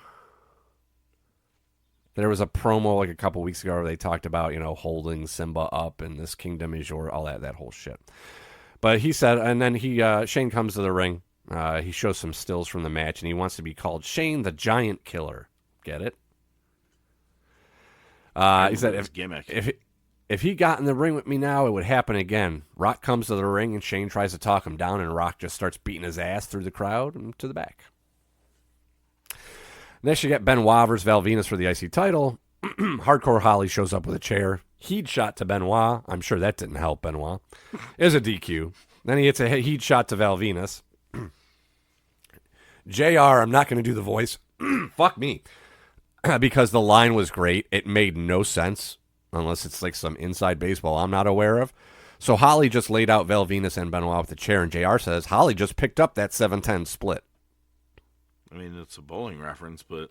Well, obviously, yeah. Yeah, I don't get it. Yeah. Anyway, Jericho's music hits. He comes in from behind Holly with a chair and hits a heat shot. Dudley's versus Bossman and Bull Buchanan. Dudley's hit a 3D on Bossman for the pin. This is the segment of the night, by far. Crash Holly goes to see the APA, and it's funny because he almost walks around the door frame, and he stops and he knocks and he opens the door and he goes through it. And he starts running down the APA. I didn't get my 1 hour protection. And he's just fucking going on this rant. The looks on Bradshaw and Farouk's faces, fucking priceless. Bradshaw's got the cigar in his mouth, and it's just kind of hanging there. He's got this look on like, what the fuck are you on about? It is fucking great. They give Crash a sucker. Crash says, I want my money back or I'm taking it out on both of you. And then Crash pours a beer over Bradshaw and runs off. And JR goes, oh, someone's getting their ass whipped now. I forgot. I actually do have a very big appreciation for Crash Holly. He was funny as fuck. Yeah, definitely. Briscoe calls Triple H, tries to tell him what's been happening, but he drops the call, smashes his cell phone. Next, you get Crash Holly versus Bradshaw in a hardcore match. Bradshaw wins. We see Triple H and Stephanie arrive, and Briscoe's trying to fill him in, and they're actually listening to him. Come back from break, they're in the locker room, and Briscoe has to give the entire rundown again. Triple H says, I'm not hard to find. I'm going to find Rock and finish him myself. They all leave the locker room, and Rock just pops up from behind the bar. Fucking that was solid. Next, you get Michael Cole with HBK. They show the footage after the main event, after the pay-per-view went off the air, and HBK is like, I did the job to my best of ability. The regime interfered. I saw Vince and Shane get on the apron. Next thing I saw was Taker interfering on behalf of The Rock. I called it the way that I saw it. HBK actually kind of made a valid case for himself. Kayfabe yeah. Storyline. Yeah, not actual. He wasn't going to be like, look, I was Yeah. pilled. I didn't even know where I was, man. I was about to tag Mario Jannetty. But he was out killing some fraud. Yeah, probably. Godfather is with S.A. Rios and a hose. S.A. comes out of the locker room, a hoe on each arm, and Lita walks up and sees it. Kiss! And Lita looked fantastic, by the way. She had like that, like almost like a bandana just covering. She was basically wearing a bandana. She was wearing as a her napkin. top. And yeah. It was never really many times she didn't look good. Personal favorite. Anyway, next it's the Godfather and S.A. Rios with Lita versus Malenko and Saturn. Godfather says to Malenko, these hoes know 1,000 positions. Love it. Love it. And then Malenko picks 2 hoes and leaves with them. And Saturn's pissed off because he wasn't offered any hoes. He's more of a mop guy. So it becomes a handicap match because Attitude Era. S.A. Rios goes to the top rope. Lita shoves him off. Saturn gets the win. Next, you get The Rock coming to the ring. He runs down Triple H. Brings up Taker returning. Says, you did the right thing, but at the wrong time. Says, Road Dogg and X-Pac are probably sucking it together with each other. And he says, the match that Vince booked that was supposed to be 4-on-1 is now 1-on-1. So Triple H comes out. They start brawling. Road Dogg and X-Pac come in, then Shane, then Vince. I don't know if Vince was concussed from earlier because Rock tried to hit a rock bottom on Vince, and Vince just fell. Rock had to pick him up and get him in position to hit him with the rock bottom. Man, probably his hip gave out. I don't know, man. Like, I've seen him. Did you watch the fucking the stunner at WrestleMania a couple years ago? I mean, I've seen all the stunners. He's not exactly the best move taker, but yeah, maybe he might have been concussed on that one. He dropped down like Kenny Omega in Dominion. Oh, Jesus Christ. Yeah, that was terrible. Remember that shit? Holy fuck.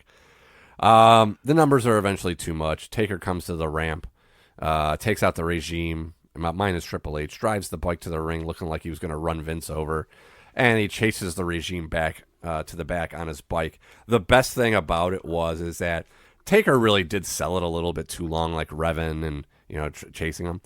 But Shane did a good job because Shane stayed behind a little bit. So when Taker started driving the bike up the ramp, Shane was only like maybe halfway up the ramp. And Taker gunned it, so it looked like Taker was going to get him right. That they timed really well. Shane did a good job. He did a good job in a lot of things. And you go back and rewatch this shit, you're like, fuck. Yeah, he was a spot monkey, but goddamn, he really did like some good shit. Yeah, absolutely. And then it's back to just Triple H on the Rock in the ring. Rock hits a rock bottom, Triple H to the announce table, and there you go. Solid episode. Was Nitro the same? Let's find out. After these messages, We'll be right back. Have you been experiencing symptoms such as swelling, fever, and violent diarrhea? I'm JJ Meyer, and you may be eligible for financial compensation. Have you been lured into economic ruin by known sex pervert JJ Meyer? I'm Doug W. O'Grady, and you may be entitled to financial compensation. Has this man been spreading vicious lies about you? I'm JJ Meyer, and as part of a class action lawsuit, you may be entitled to financial compensation. Has this man defrauded you with the promise of financial compensation? Doug W. O'Grady here, and you may be entitled to financial compensation. JJ Meyer here. What is he saying about me? He's still talking about me, right? Doug W. O'Grady here. I watched JJ Meyer eat a chicken sandwich from the trash. No! I saw it with my own eyes. Stop saying this crap about me. I watched him take a big bite, and then he licked his lips, and he said, yummy. JJ Meyer here. Do you guys want to kill this guy? Doug W. O'Grady here. JJ Meyer. JJ Meyer, don't listen to this. If you look at it from my... That's not... I don't think... I didn't... No. He's... Okay. Hold on. You want that? Hey, Are these two fellas bothering you? Emerson K. Beaumont here, and you may be entitled to a free beverage on me. What the hell? Who is that guy? Call now! Hashtag not a sponsor. So Nitro is from Grand Rapids, Michigan. My roommate in college is from there. Opens up with footage from Thunder. Bad Blood in the New Blood, and we see Flair collapsing after his match with Jeff Jarrett. We're gonna get to that later because they never really gave a lot of detail on that match, and it's kind of important for reasons. But we'll get there when we get there. We see a hearse and a limo arriving to the arena. In the limo, it's Liz, Russo, Jeff Jarrett, and David. They're all dressed in black, and Russo has the world title over his shoulder. We open up with the Cat versus Booker T. Russo, Shivani mentions that Russo says they're holding a funeral tonight for Ric Flair's career. Sean Stasiak interferes, and the Cat wins after cartwheel kicking a chair into Booker's face. And then the Misfits in action make the save. I talked about them all getting their new names, Major Stash and Lieutenant Loco, Captain Erection, Major Guns. Who the fuck is... Lash LaRue is Corporal Cajun. I actually think General Erection is probably I think it's the most humorous one. Bam, bam, bam, bam. Jokes. And then Bischoff and Kimberly come out. And Bischoff says he's one phone call away from changing the face of the New Blood in WCW forever. Please do. And he invites Missing in Action and Booker to the New Blood side. Booker and MIA form a huddle, and they all say, "Kiss our ass." Bischoff says, "You just signed your death warrant." Hogan, Sting, DDP, and Luger show up in the Charger. Hogan says, "It looks like Nash is late again," and Sting goes, "That's his gimmick." And that line in itself was great, right? As that's just Sting using the inside terminology, talking shit about Nash, which was there's some truth to it. But then he had to fuck it up, and he tried to talk like he was in the NWO. He said, "Yeah, that's his gimmick, his gizimick." Problem is, Sting has gone face heel a lot over the last year. In like '99 is when he joined the Wolfpack, so give him some slack on that. It's Sting. I'll always give him some slack. They gave him 2 years of no talking. Yeah, it's true, yeah. Yeah, that was a weird time, wasn't it? Bischoff is backstage with Booker and MIA, fires Booker, and he does it. He goes, "Touch me and I'll sue." Sue me for what? There you go. Russo and crew are standing over the open casket. In the casket is one of Flair's robes and a giant nose. And Daphne is there, and she has one of the wrestling buddies. Remember the wrestling buddies? I had one. Yeah, I had a couple. You know what the funny thing is? I didn't watch WCW. Obviously. Yeah, that's my the grandma weird got thing. me Sting in 1993, and I was like, I mean, kind of. I'm like, all That my would other pop. friends got Hogan and Warrior, and I get fucking Oh, yeah. Sting, and I was like, I had "That's all right." Warrior. I had Warrior and DiBiase. Did you wrestle with him? Fuck yeah. And my brother. Let's see here. Then we see Terry Taylor and Reed show up to the arena. And before you chime in, I'd like to clarify we've already conclusively proven that Reed and Charlotte are not the same person. I'm taking that away from you. But there's no telling that she didn't absorb him at some point when she was getting the Botox done to become Charlotte. Ew. You ever seen that movie Substance? No, it's on my list. I literally have a Post-it note here with stuff Okay. I want to watch. Substance is on it. Yeah, she's injecting Reed into her on a daily basis. Ew. That'll be our top topic in a couple weeks. They talk about Terry Funk's going to be making a major announcement tonight, probably his 15th retirement. Daphne comes to the ring. She calls out Crowbar. He peed in my suitcase and ripped the heads off all my Barbies. I pinned that skank. I should be the cruiserweight champ. So she wants Crowbar to come to the ring so they can have a match for the title, and he does. So we get Daphne versus Crowbar for the cruiserweight title because WCW. They start off by thumb wrestling, and then they actually wrestle, if you can call it that. Then Miss Hancock spawns on the ramp magically. Then Candido and Tammy interfere. The match continues. Crowbar gets taken out, and Daphne wins the cruiserweight title again. Hooray. We see a shot footage from the kid cam. It's Tori giving Horace a massage. Booker Cum T's dog. leaving. We see Booker leaving the arena, and he's talking with MIA. He's like, don't worry, I got a plan. I'll see you next week. And in the back, we see Norman Smiley and Ralphus washing cars. Kidman goes to see Bischoff, wants to know where Horace is. Bischoff's running down Kidman. Oh, you wanted the big, beautiful girl, Kidman confronts Tori. Says Tori can be the ref for his match against Horace.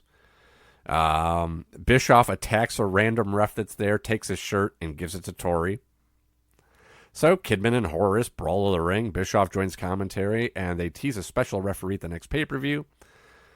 Shivani says the next pay-per-view is Bash at the Beach. It's not. It's the Great American Bash. Great American, yep. Kidman sets up a moonsault through the table, but Hogan comes in and takes out Kidman, and he throws Kidman on top of Horace through the table. Confronts Tori, grabs her by the hair. Rolls Kidman on top of Horace and forces Tori to count 3, and then Tori just powders. Hogan runs down Bischoff. I used to think you were a pretty cool guy, brother. And he says, get any ref you want. You're nothing but a little pissant, you little piece of shit. Hogan being edgy. We go back to Ralphus and Smiley's car wash. A lowrider shows up. It's the Filthy Animals. Conan makes it bounce, and it's funny when he starts making the fucking lowrider bounce, Disco's getting out. I feel like he did this on purpose, and the car came back down and just smashed Disco in the head. It was fucking great. And we see MIA watching from the back. Terry Funk comes to the ring. He's in a tux. He's got his daughter, Brandy, a.k.a. Old Blue, at ringside.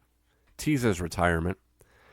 Bischoff's in the back, says it's enough. Sounds like an old man calling out the family he called to watch tonight. He's like, I called my aunt. I called my uncle. I called my brother-in-law. I told them all to watch Nitro. Then Shane Douglas and the New Blood interrupt, basically saying, make the damn announcement and get it over with. And then Funk says, if you want to hear it so bad, say hell yeah. I heard that somewhere before. Yeah, you have. Your competition, my friend.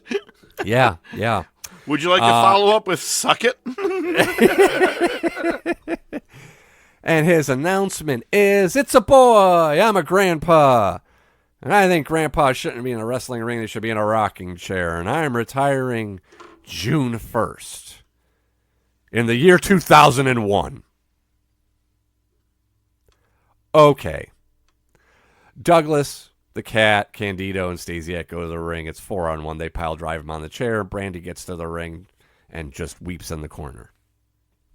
And I said, Brandon, you're a fine girl. You're a fine girl.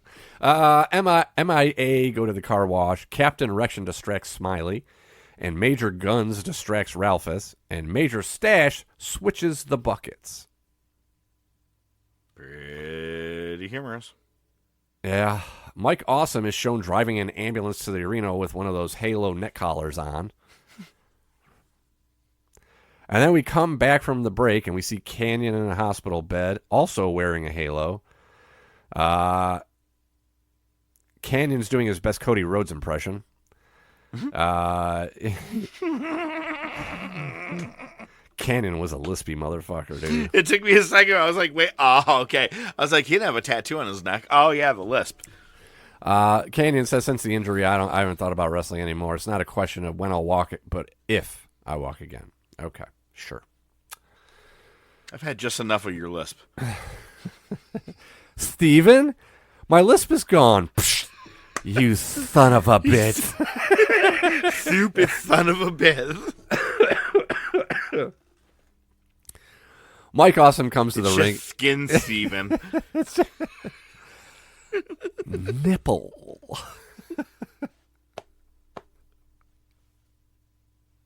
All right, move on. All right. Mike Awesome comes to the ring in a fucking shit. Mike Awesome comes to the ring in a wheelchair. He's got the fucking like neck collar on, the halo, but there's like no screws in it. Like at least with Canyon, they had the screws there, and Canyon didn't move. Yeah. Awesome is obviously just making fun of Canyon. The thing's like wobbling all over the place. He just gets right up out of the fucking wheelchair, and he asks if anybody's seen his nurses because he needs a sponge bath. Yeah. And then the Wall comes to the ring. So we get Awesome versus the Wall in an ambulance versus tables match. Sure. 2 minutes into the match, Awesome throws Wall over the top rope through a table and apparently wins. Wall no-sells, immediately gets back in the ring. Shane Douglas comes out. He's shot with a lead pipe to the Wall. They bring him to the ambulance. But DDP ambushes him, throws Awesome in the back of the ambulance. And the Wall and Shane Douglas brawl, and the ambulance drives off. Sure. Ambulance first table. Oh, God. As soon as I saw it announced, I go, huh? Exactly. Next, you get Ralphus and Smiley. They're washing the lowrider. The bucket that was swapped out has white paint in it. And the gimmick is they're so dumb that they're like, oh, the suds aren't washing out. Oh, who cares? We got to clean this car, so just keep washing. So they're basically just painting the car instead of actually washing it. Oh. Get it? Yeah, there you go. All right, this is going to be your favorite segment. Vince Russo, Jeff Jarrett, David Flair come to the ring for Ric Flair's funeral for his career. Russo said, fans are saying Russo sucks, and he says, well, you may say Russo may suck, but I have the WCW title, and it's time for me to give it back to its proper owner, and he calls Jeff Jarrett the new WCW champ. Even though they rarely talked about it on the show, how that happened. So I went to Brian Zane's YouTube video. Let me know when you go there. Yeah, I went to Brian Zane's video on Wrestling Regret, which we've referenced before about the whole WCW title in 2000. And this definitely counts, and it's going to get vetted out as we progress over the next week alone. Thunder and Raw. This isn't a... May I? Ladies and gentlemen, your up-to-date WCW World Title count in the year 2000. The world title has gone from Bret Hart to vacant, to Chris Benoit to vacant, to Sid to vacant, to Sid to vacant, to Jeff Jarrett to DDP, to David Arquette to Jeff Jarrett, to Ric Flair to Jeff Jarrett. This is Jarrett's third reign. This is the 13th title change, and we are only in May of 2000. We are 144 days into the year. That is an average of a world title change every 11.1 days. Bro, it is astonishing. I love the averages because a world title change every 11 days. And I'm like over here mad that WWE is like doing them at like every 3 years at this point now for everything. I'm like, oh, okay, well, I don't want WCW numbers, but I wouldn't mind a little bit of Raw numbers from the early, Attitude Era. I think we're going to go below 11, an average of 11 days by the time we get to the next Nitro. Yeah, we're going. Yeah, it's gonna dip. I am not counting this as a reign for vacant because the title was stripped and immediately given to Jeff Jarrett. I'll give you that. That's so fair. This is not a vacant poor reign. vacant. I know. Don't worry. He'll make up for it. Russo takes out Flair's Rolex and says he'll bury it with Rick's career. He opens the casket and Nash is in there. And he takes out everybody and walks off with the title. Don't worry, this one doesn't count. We come back from break. Russo cuts a promo. Do you remember the bimbo who interviewed somebody randomly after a title match a few weeks ago or something? Somebody won a title and there was this random blonde bimbo. Yes. She does the interview. Russo, she goes up to talk to Russo. Russo freaks out, grabs the mic, and goes, "Who are you?" We'll get to her later. He tells Nash, "You got 45 minutes to give the title back, and if not tonight, it's going to be Jarrett versus Nash. No holds barred, and we'll take it back."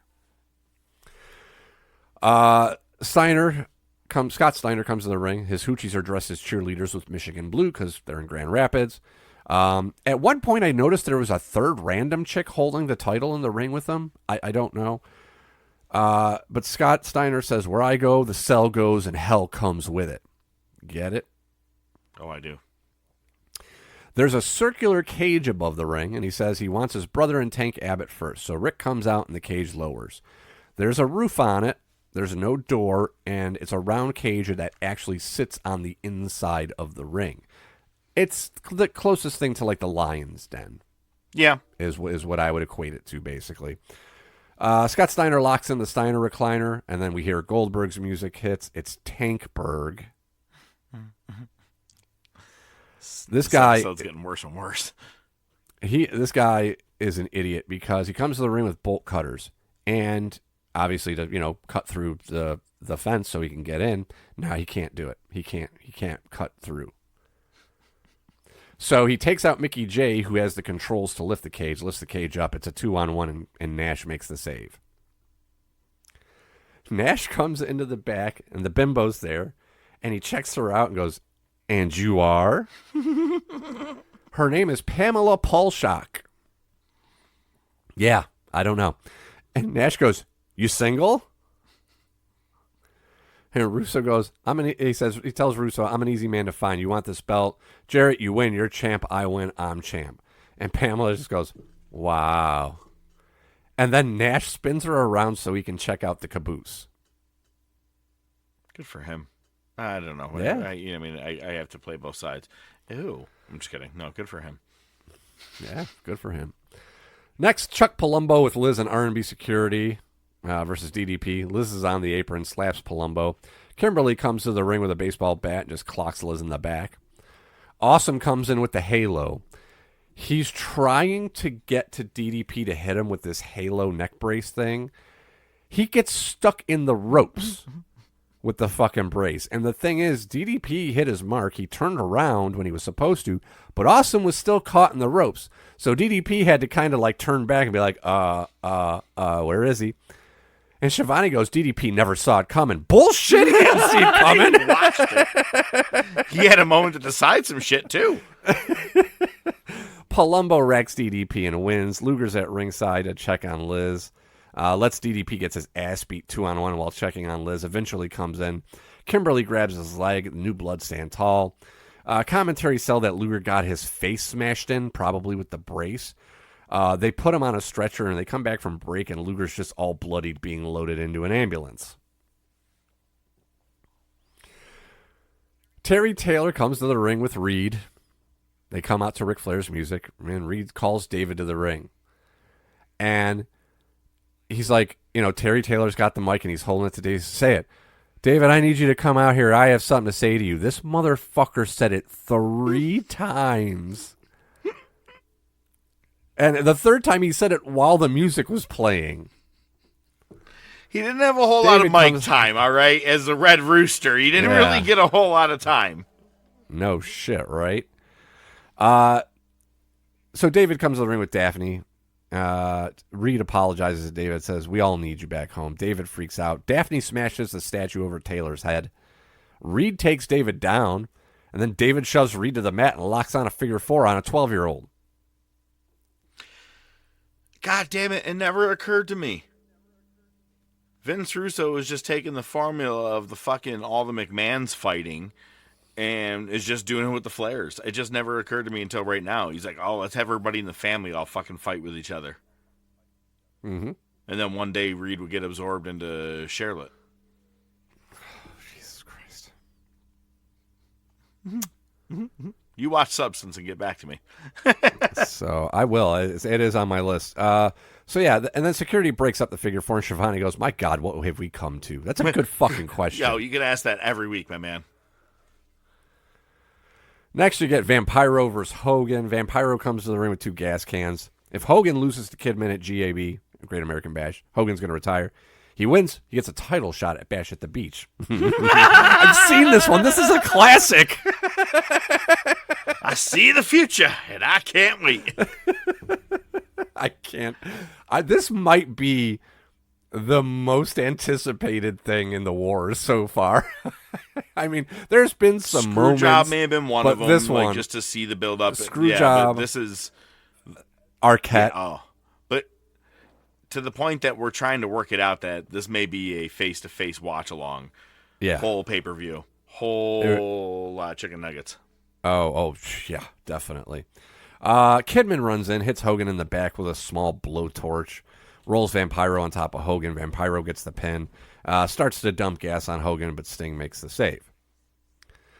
Conan and the Animals come back to the car, want to know where it is, and they're like, it's right here. And Conan sees that they've painted his car and starts freaking out. Conan! The Animals beat Ralphus and Smiley down. MIA come in, make the save. And then MIA wants Major Guns to give Ralphus mouth-to-mouth. And she's like, no. And Captain Rection says, well, it's your duty. So she gives Ralphus mouth-to-mouth, and he's all smiles after that. Next, you get Jeff Jarrett versus Kevin Nash in a no-holds-bar false count anywhere match for the world title. Nash physically has the title, but Jarrett's the champ. Russo comes to the ring with R&B security. He'll be reffing this match. Russo refuses to count for Nash several times. And then Russo maces Nash. Steiner makes the save, but he gets maced. R&B security swarm. They cuff Steiner to the ropes. Nash sets up a powerbomb to Russo on the ramp. And the blood starts falling from the rafters. But it's so fucked up because they missed again. And Nash tried to inch towards it, but it looks like whoever was moving the bucket moved the bucket as well, and they finally got him with it a little bit. Nash eats a guitar shot to the head. Jarrett does the 1-foot pin to retain. Bischoff is out. Says June 11th, it'll be the end of Hogan. Flair is gone for good, and if you think that was an ass whipping, you ain't seen nothing yet. And Jarrett ends the show by saying, choke on that, slap ass. Not even slap nuts. Oh, dear shit. This blood-stained stuff gets worse and worse every time. Can't be as bad as wrestlers doing an album, right? Debatable. All right, let's find out.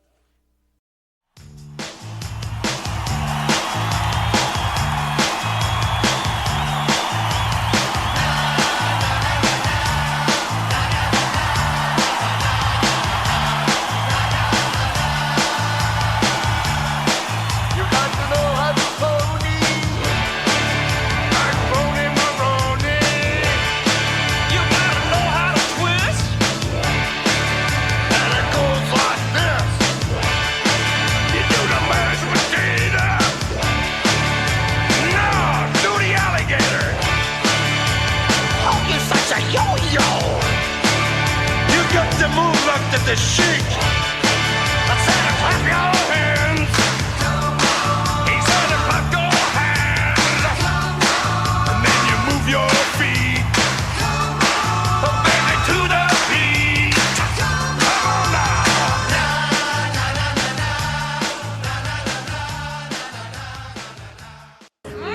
Well, you move to the left. Or then you move to the right. And then you squeeze your partner with all your might. And then you let your man loose. And then you turn him on out. And then you do your thing. Just scream and shout. And you get yourself started, it's hard to stop. You just go for your partners, you know what? And then you GRABTHGFCAKES. Oh, grab them cakes. Grab them cakes. We don't care what it takes. Grab them cakes. Feel it when you do it to me. Grab them cakes. Oh, yeah. Walking class hero. Someone jumped in my car and I cruised downtown. I could hear the music playing from a mile around. So I got me a ticket and I walked inside. I could see him standing there in the spotlight. Eat your heart out, Rick Springfield. 'Cause she's my girl and she always will be the only girl for me. Ain't no rock and roll singer gonna take her away from me.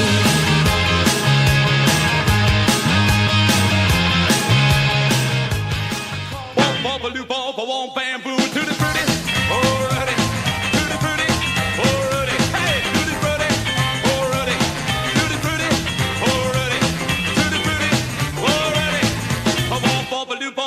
Bamboo, I got a gal, her name is Sue, that knows just what to do. I got a gal, her name is Sue, that knows just what to do. Knows how to love me, yes indeed, but brother don't know what you're doing to me, tutti frutti, alrighty. Tutti frutti, alrighty, tutti frutti, alrighty, tutti frutti, alrighty, tutti frutti, alrighty. Bamboo. Must we say goodbye? Is thy reply? My heart won't go down. Not in hell, my friend, that I may have fled. I may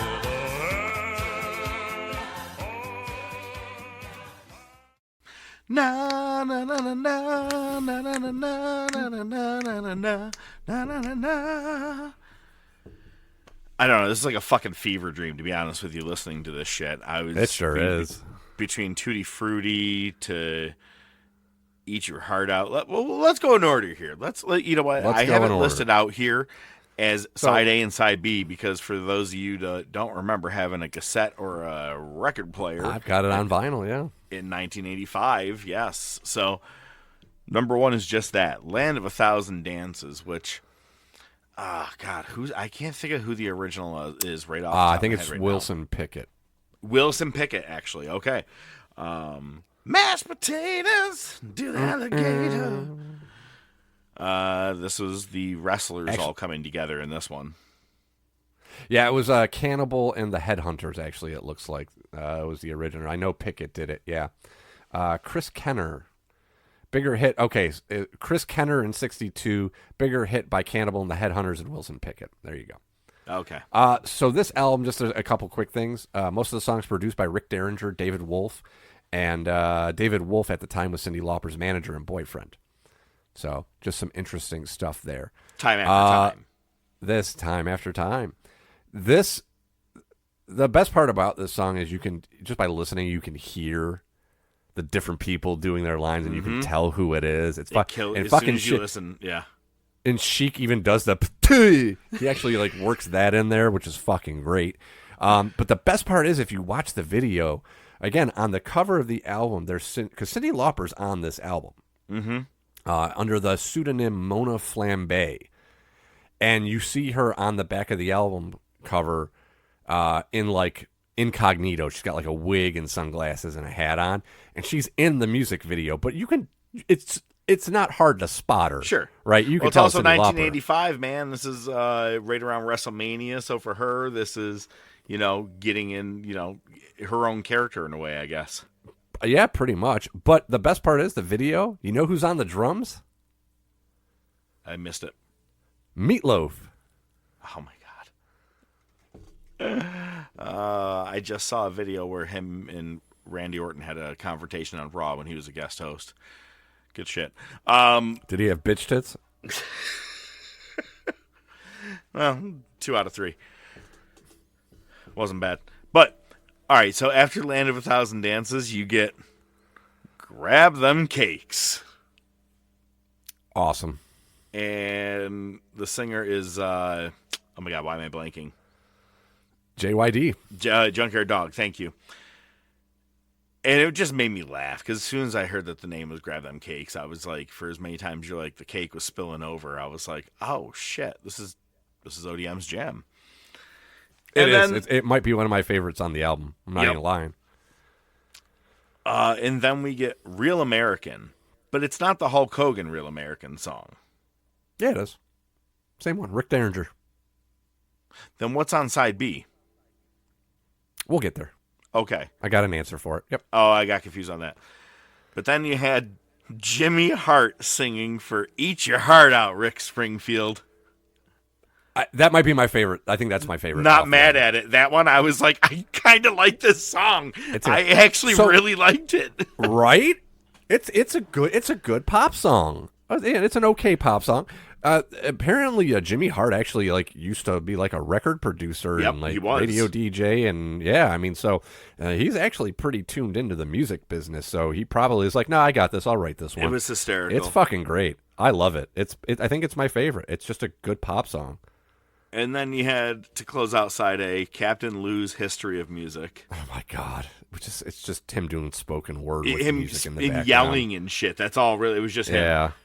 He was like the Sam Kinison of music. And then you got side B, Hulk Hogan's theme begins it. That was the theme used for like Hulk Hogan's Wrestling All-Stars cartoon. That's what right. that's from. Okay. Oh, I had listened to this a couple days ago. Under the, I had chicken nuggets. For Everybody. You want to talk about For Everybody? It's another banger from Roddy Piper. Not as good as I'm Your Man, but, you know. It wasn't I'm Your Man, because that's my jam, dude. To be honest with you, I'm Your Man is the one. But this one is Piper with For Everybody. Yeah, it's basically him just calling people out, right? Pretty much.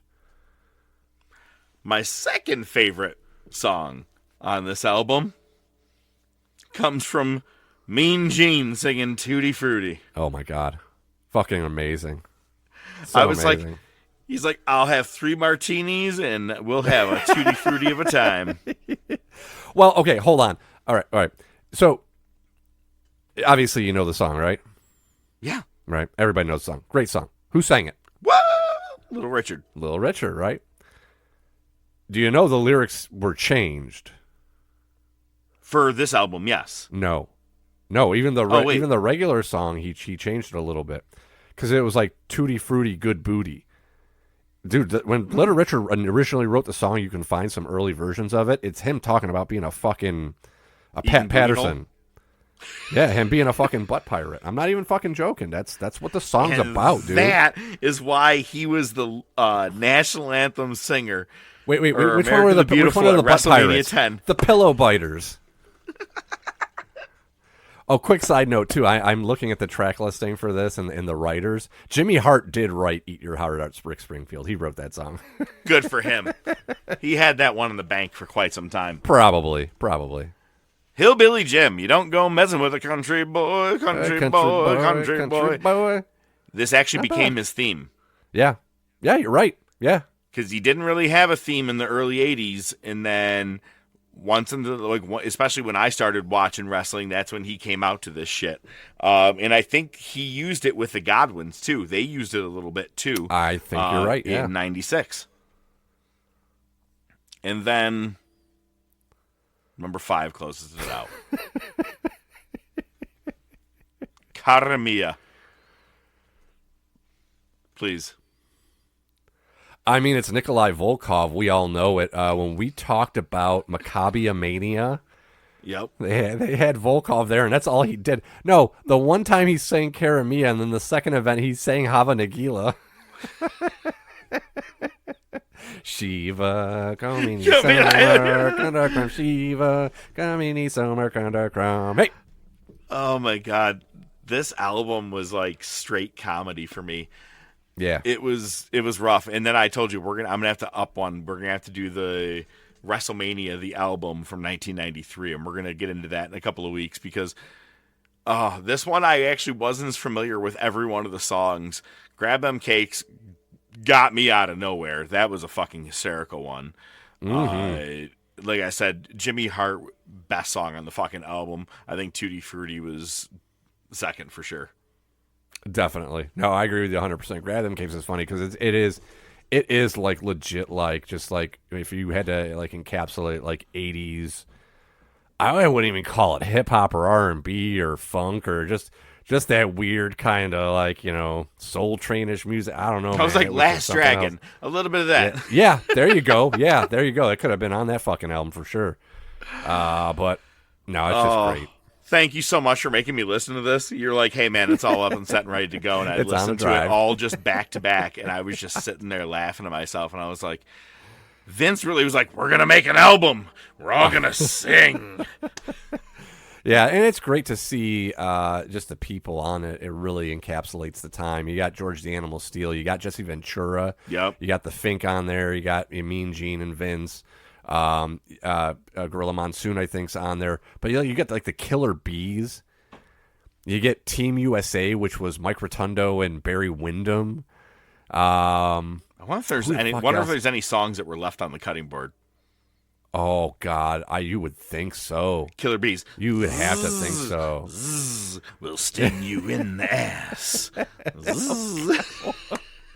We'd like to kiss Hogan's ass. So next week, and again, we were talking about things we want to do, and you said, I got a movie for you. And I said, what is it? You go, I'm not going to fucking tell you. And I go, well, I can't prepare for this topic. You said, don't worry about it. Yeah, for real. And that's next week. So I don't even know how to prep you guys for next week, but next week, there's going to be a movie ODM's going to be talking about. Hopefully it's a good one. The Substance. Yeah, you got to watch it. I hope to God it's Hateful Eight. It would make my day, and I know it won't be because you're just you. But hey, I'm excited to talk about all 3 pay-per-views that we have this coming weekend. We're going to talk about them next week. Plus, we got a little more results, news, things like that. And I'm the professor, and I bid you a farewell. This man, he's ODM. He has very special thoughts for you, and they're coming at you right now. This is Mark Fantasia. Thanks, Professor. Are you sure you're done? I got a little bit of a two-parter here. I'll leave you with a couple of words of wisdom. I was trying... Do you not remember the conversation we had earlier? That's my first fucking thing. Obviously, you didn't get learned well enough, so I'm going to have to come over there and set your ass fucking straight. All right? You're not doing it anymore, so shut your whore... Shut up! Shut your whore mouth and let Daddy talk. So now that we've recapped that, stop stepping on my dick. And shout out to fucking Whiskey Man. He's like, because I fucking start listing off every asshole that just likes to cut me off. He's like, oh, do you see the common thread there? I'm like, yeah, assholes who cut me off. There's the common fucking thread right there. Shut your whore mouth. Let somebody else speak for a change. And the second bit of news is you hope it's Hateful Eight. That would be nice, and maybe one day I'll do it. But just something to walk away with here. What if I've already watched it and I'm just waiting for you to go on vacation so you're not here when I talk about it? Good night, What folks. did I cut you off?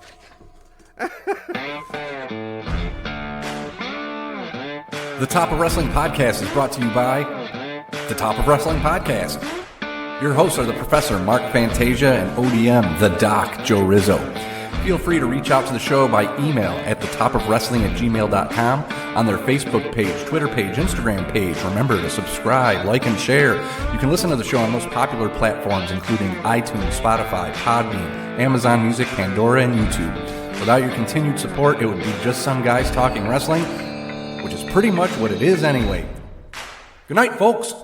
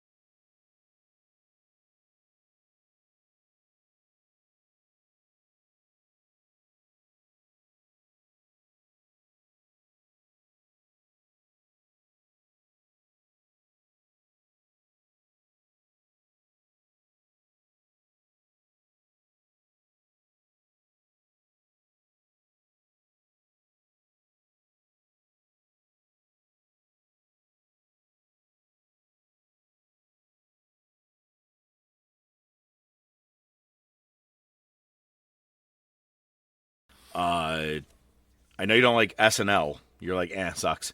Mike Myers was on this past week. Oh, no with, shit. and he did a skit where he went into an elevator and got stuck with Kanye West, played by Kenan Thompson. And he goes, "Oh man, you know what? I haven't seen you since that Katrina thing." And you know what I'm talking about, right? Oh, Where yeah, it was him and Mike Myers. Yeah. Yeah, Bush hates black people. Yeah. And he goes, "And man, you just stood there looking stupid." And Myers is like, yes, I did. I had to. And he doesn't want to be in there with him. It was a really good skit. I thought it was hysterical. That's fucking great. All right, man. Let's so JR and Joe Biden have the same thing, right? I honestly don't even know what Biden has. I thought he had the butt one too. Yeah, that's what my father-in-law died of. Damn. Well, I wasn't going to be doing jokes anyway, but now I know I won't be at all. Yeah, that's why I put it out there. Just watch your step on that one. That would have been bad to put on the air. Good looking out. That would have been great on the air for you undressing. He's got me, ass like, cancer. and that's- I got ass cancer, everybody. I'm sorry. Is it bad to say he had one too many slobber knockers? Say, that's an Oklahoma slobber knocker. You have to pay extra for that. I'm not allowed to make fun of it, but you can. That's cool. We're for this. Yeah, all right, it's let's like- get on the air. Yeah.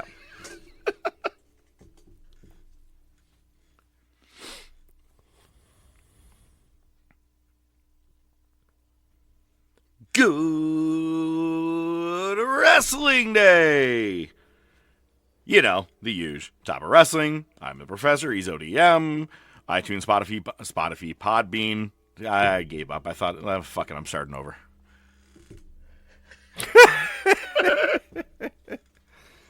Good, because I just got a fucking work text. So you regain consciousness and come back in, and I'll answer Regain this real quick. consciousness. I did get a little extra stoned while you took time.